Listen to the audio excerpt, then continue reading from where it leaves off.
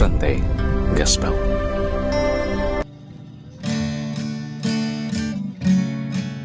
Pagbasa gikan sa Santos nga Ebanghelyo sumala ni Mateo. Himayaon ikaw, o Ginoo.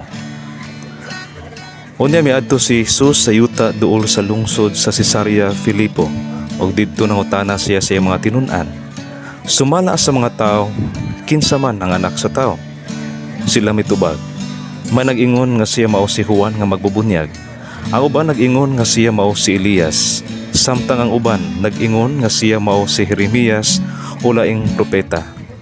Si Jesus nangutana kanila, "Apan kamo, unsa may inyong ikasulti?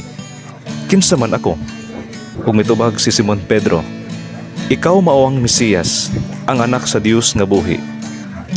Giingnan siya ni Jesus, "Simon, anak ni Jonas, bulahan kagayod kay kining maong kamatuoran, wala moabot kanimo gikan sa bisan kinsang tao, kundi gihatag kanimo sa akong Amahan nga tuwa sa langit.